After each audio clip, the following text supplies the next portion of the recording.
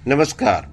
मैं Mithilesh Kumar Singh Mithilesh biology classes पर आपका हार्दिक अभिनंदन करते हैं। देखिए, नीट 2024 जो होने जा रही है अपने आप में एक इम्पॉर्टेंट महत्वपूर्ण चीज़ है। कुछ दिन पहले एनटीए ने अपने सिलेबस को मॉडिफाई किया और उसको एमएनसी ने मोहर लगाया।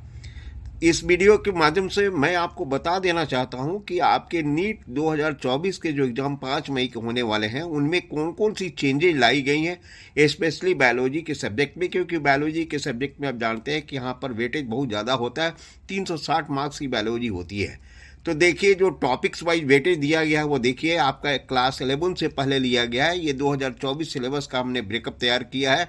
ये ब्रेकअप नाटा के द्वारा दिया गया है और एमएनसी के द्वारा भी दिया गया है, अप्रूव किया है।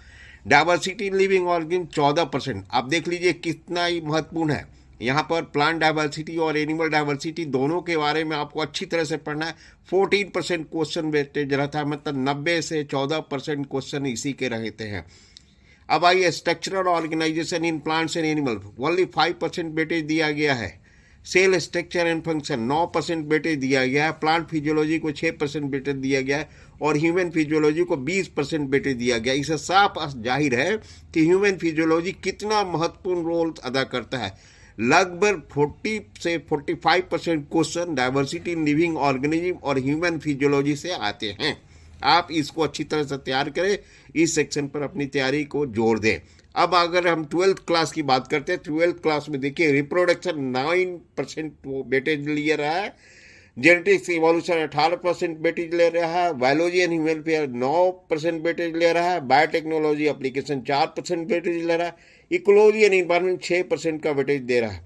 आप देखिए कि क्लास 12th की तुलना में क्लास 11th और क्लास 12th में जब कंपेयर करेंगे तो यहाँ पर आप देखिएगा जेनेटिक्स एंड इवोल्यूशन इस वाले वेटेज में अधिक आपको 18% की पाई जा रही है। कहने का मतलब जेनेटिक्स एंड इवोल्यूशन 18%।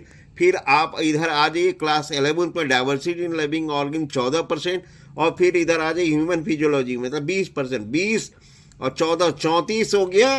34 और 18 34 6 40 52% क्वेश्चन, 52 मतलब 50% वेटेज दिया गया है यही 3 चैप्टर को। फिर से एक बार देखिए, डाइवर्सिटी इन लिविंग ऑर्गेनिज्म, उसके बाद आपको ह्यूमन फिजियोलॉजी, उसके बाद जेनेटिक्स एंड इवोल्यूशन, कुल मिलाकर के 50% वेटेज इन्हीं चैप्टर से दिए गए।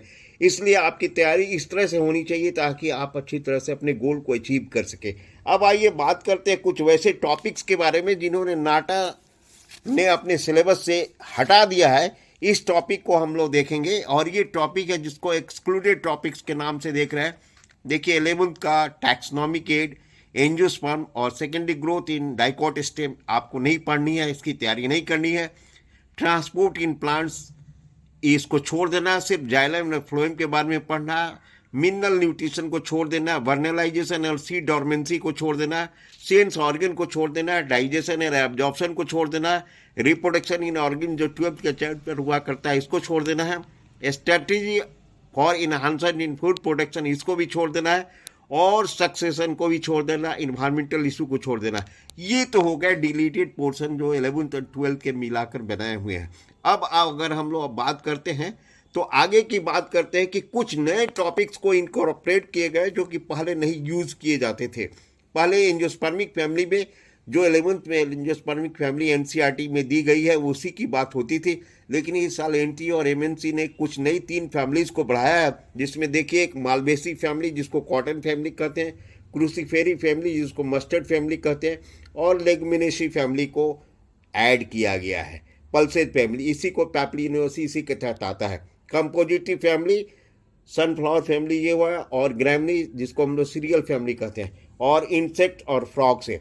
तो आप इसको देखकर अंदाज़ा लगा लिए होंगे कि आपके सिलेबस में इस बार एग्जामिनेशन में जो क्वेश्चंस पूछे जाएंगे तो कुछ वैसे क्वेश्चंस भी होंगे जो कि आपको पुराने एनसीईआरटी के बुक से पिकअप किए जाएंगे, और बहुत सारे टॉपिक जो नए एनसीईआरटी के बुक से किए गए।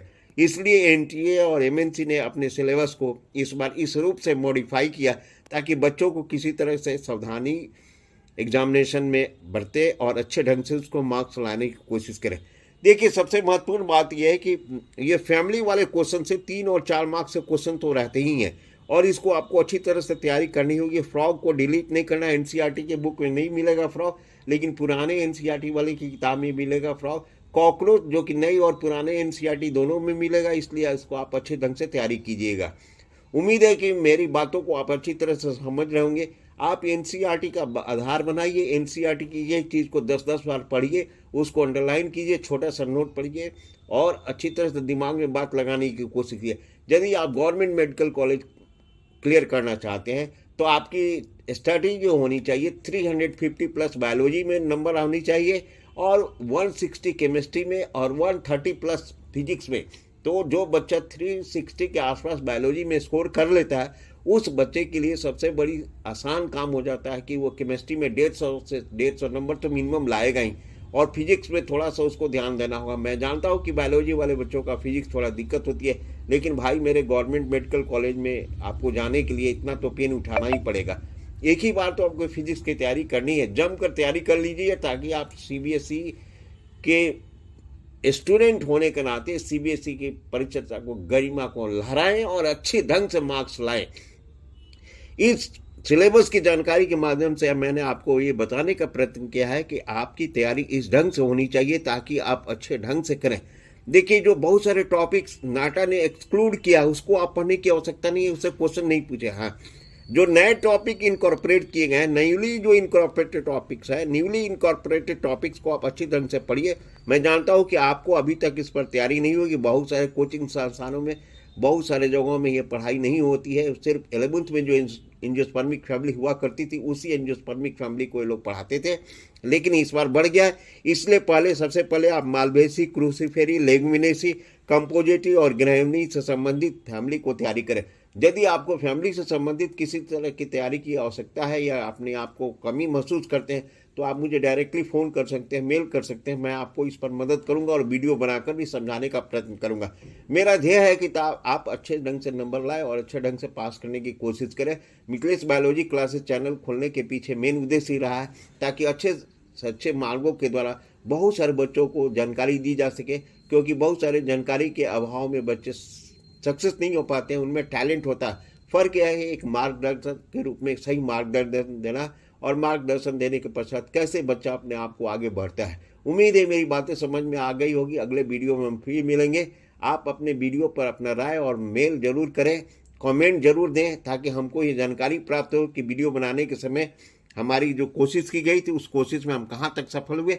और आपका एक कमेंट हमारे को मोटिवेशन देगा, हमको आगे वीडियो बनाने में मदद करेगा। Thank you very much.